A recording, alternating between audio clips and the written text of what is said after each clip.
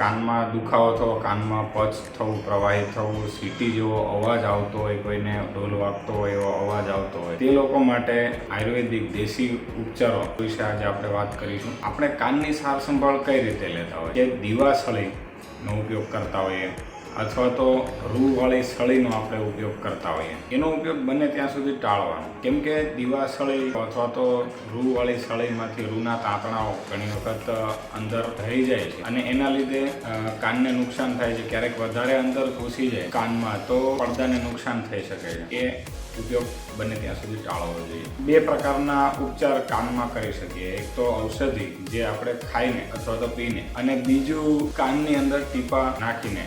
તો આપણે બંને પ્રકારના ઉપચારો જોઈએ. સૌથી પહેલો ઉપચાર છે લસણ 3 થી 4 કળી લેવાનું, 4 થી 5 ચમચી તલનું તેલ અથવા તો સરસવનું તેલ પણ ચાલે. એમાં પકાવી બરાબર પાકી જાય પછી એને ગાળી અને ઠંડુ પડી જાય ત્યાં સુધી રહેવા દેવાનું. એને ડ્રોપર વાળી બોટલમાં ભરી 2 ટીપા સવાર સાંજ ડ્રોપરની મદદથી કાનમાં નાખી શકીએ છીએ. બીજો જે ઉપાય જે છે એ છે આંકડાના પાન. પાકેલા પાન હોય તો વધારે ફાયદો કરે. એના ટુકડા કરી લેવાના, એને અડધો કપ તેલમાં પકાવી લેવાના. એ પકાવી લીધા પછી ગાળી ડ્રોપર વાળી બોટલમાં ભરી ડ્રોપરની મદદથી 2 ટીપા કાનમાં નાખી શકાય છે. અથવા તો આંકડાના પાન ઉપર સરસવનું તેલ લગાવી અને બરાબર ગેસ ઉપર ગરમ કરી અને પછી તેનો રસ કાઢી લેવાનો.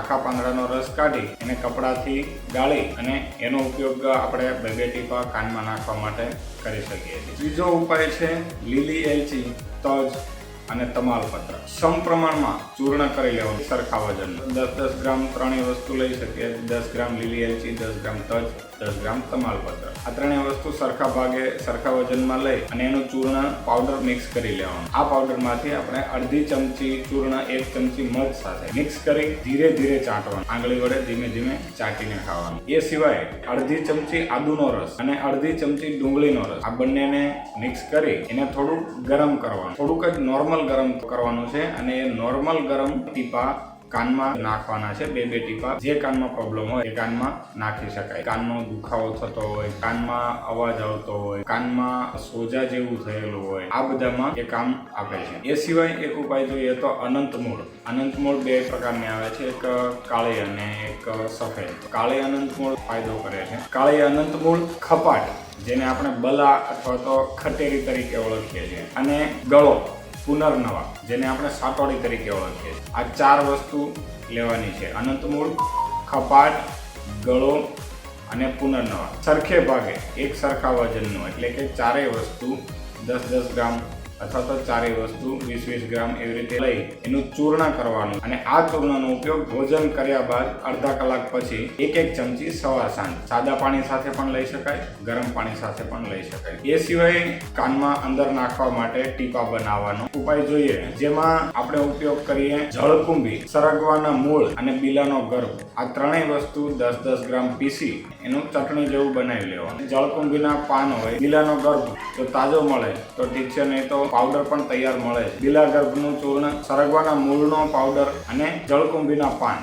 આ ત્રણેય વસ્તુ સરખા ભાગે 10 ગ્રામ પીસી ચટણી જેવું બની જાય. એને 120 ml જેટલું પાણી લેવાનું, એમાં નાખીને ઉકાળવાનું. બરાબર ઉકાળવાનું છે. ચોથા ભાગનું રહી જાય એટલે કે 30 ml બચે ત્યાં સુધી ઉકાળી લેવાનું. પછી એને ગાળી લેવાનું. એમાં 120 ml તેલ નાખવાનું. 120 ml તેલમાં આ પ્રવાહીને નાખી અને ફરીથી પકાવવા મૂકવાનું. જ્યાં સુધી તેલમાં પટપટનો અવાજ આવે ત્યાં સુધી પકાવતું રહેવાનું છે. પટપટનો અવાજ બંધ થઈ જાય અને બિલકુલ પાણીનો ભાગ છે એ નીકળી જાય. ખાતરી કરવાની કે પાણીનો ભાગ બિલકુલ નીકળી જાય ત્યાં સુધી એને પકાવી અને પછી ઠંડુ કરવા રાખી દેવાનું છે. ઠંડુ પડી જાય ત્યારે ડ્રોપર વાળી બોટલમાં ભરી એને મૂકી રાખવાનું છે. સવાર સાંજ એમાંથી 2 ટીપા કાનમાં નાખી શકાય. આ પ્રયોગમાં એટલું ખાસ ધ્યાન રાખવાનું છે કે જેમને પડદામાં કાણું પડેલું હોય અથવા તો કાનમાં કે આસપાસ ટ્યુમર થયેલું હોય, ગાંઠ થયેલી હોય, એમને આ પ્રયોગ કરવાનો નથી. એ સિવાયના બીજા કોઈ પણ પ્રોબ્લેમ્સમાં આનો ઉપયોગ કરી શકાય. હવે કોઈ એમ કહેતું હોય કે કોઈ એવી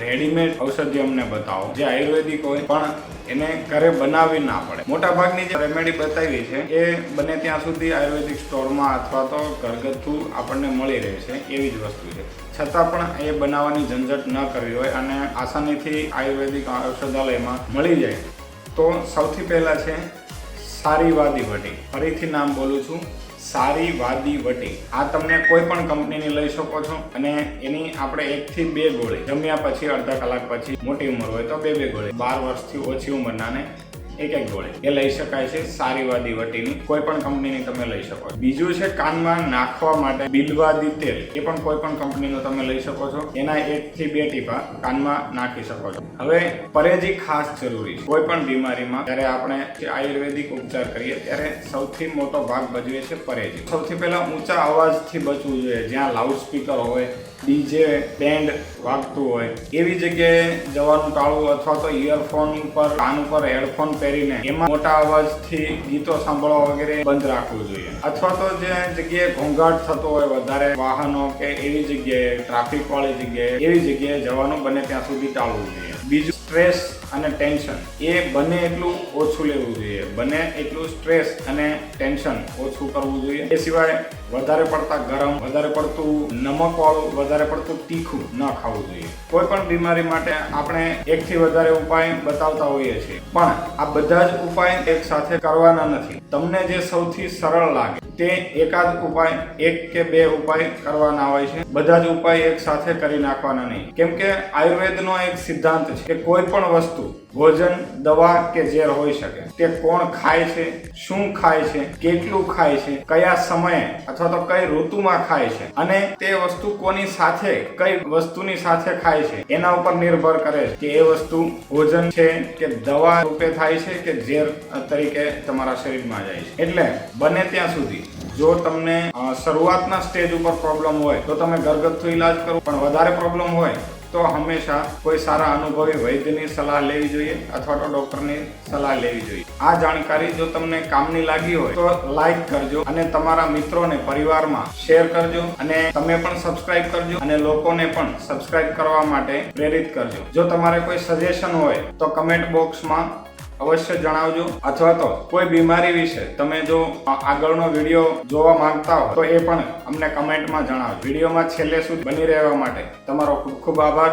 મળીએ હવે પછી નેક્સ્ટ વિડીયોમાં. ધન્યવાદ.